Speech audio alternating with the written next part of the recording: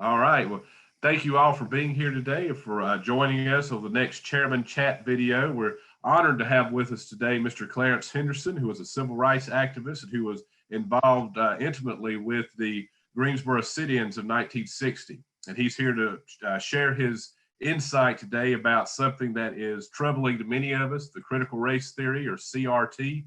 So, Mr. Henderson, thank you so much for being here today. Oh, you're quite welcome. It's good to be here.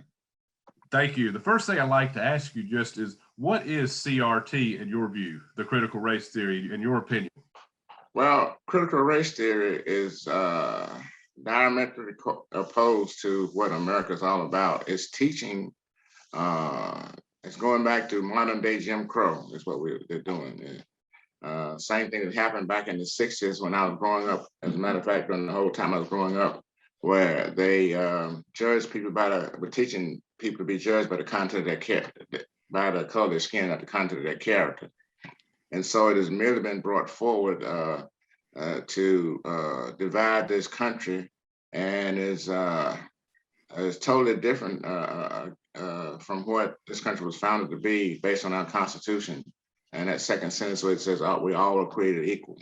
It's pitting Black against white and teaching Black people to judge white people by the color of their skin and not the content of their character.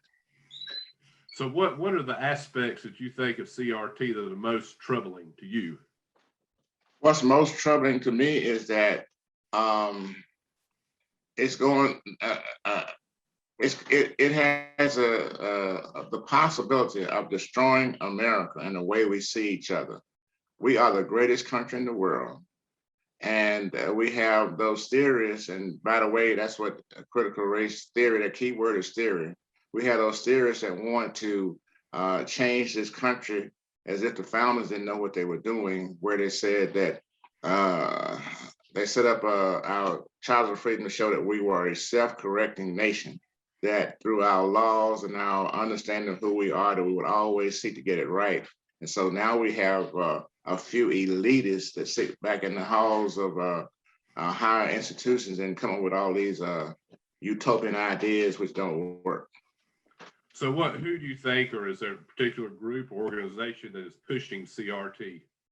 Well, yeah, CRT has been around for a number of years. You know, you mentioned in the beginning when we started that about the civil rights movement. The civil rights movement was exactly opposite from what is going on right now. And there were those that felt like the civil rights movement had lost its momentum and they wanted to come up with something else to replace it. Instead of just letting the history play itself out, they wanted to take us into a place where I call collectivism, having all people to think collectively as opposed to individually. One of the greatest things about this country is that we each have individual rights, and they're trying to take away the individual rights and have people, in other words, equity instead of equality. Everything comes out the same. And equality means that everybody has the same opportunity, but they don't get the same results. So I know you've seen this with parents and school boards that there's been a lot of contentious debate between the two. What would your advice be to parents or concerned citizens who may not like the way they see their school board handling CRT? What would be your advice to them as how to go about to let their voices be heard? There has been a movement in several different states. I would recommend to continue that, where parents really get involved.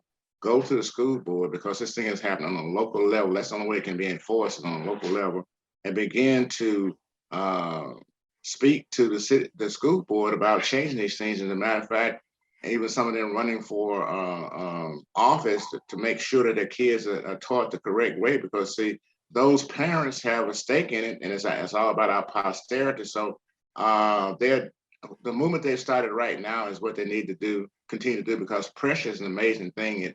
It helps leverage anything. So school board meetings, attending those, and possibly running for office. Oh yes. The best way to do this. Yeah, and then school choice. Letting public school system know that they're not the only game in town, because it should be based on competition. You should compete rather than compare, and that's a part of human nature. We see that even in the animal kingdom, there's always competition. Each person competes to be the best they can be. This will take away all of the incentive take away all the people wanting to seek to move forward. And it's exactly opposite of capitalism, which means you can actually fail your way to success. But through things like critical race theory, it simply means that whatever system or whatever class you're born into, that's where you'll stay. And I always say that, in other words, for me, it is an insult to me to say that I'm not smart enough to figure things out. Frederick Douglass was asked, what do you do with the Negro? He said, leave him alone and he'll figure it out. Well, we got our government officials that just won't leave people alone and let them live out their lives and as law-abiding citizens the way it should be in this country. And finally, if you could just tell us the maybe the most dangerous part. You've hit on a little bit about the divisions of between people in our nation, but what do you think is the most dangerous part of the CRT? Well, we saw it last year, and that's just a continuation. You know, last year we had all these riots break out and people fighting against each other, tearing businesses down, people getting killed, all these kind of things. We have come to the point that there are people in our society that want to say everything is racist. Well, it certainly isn't. You know, and if racism was not, it was not about economics, about somebody making money, they wouldn't be, it wouldn't be going on. But the most dangerous thing is that the law-abiding citizens in this country is become detrimental because they are, instead of going through the legal system, what we're doing is that we're going into judging in the public court. If you indulge me, just one other question I was thinking about. Being a teacher myself, what would be your advice that you would give to students who are possibly getting ready as we start back the 2021-2022 school year? What advice would you give them going into this if they are confronted with these ideas in the critical race theory? I would advise them to challenge it, to be aware of the history of this country and the progress we made. See, they're trying to take us back to the time of slavery or Jim Crow. We no longer live in an era of time. We should understand the progress that has been made by this country, that we fought to get rid of slavery, that the people, back during the time I was growing up, we put Jim Crow on trial and Jim Crow was found guilty, and we were able to do that because of the laws we have in this country, our Declaration of Independence, our Constitution, our Bill of Rights.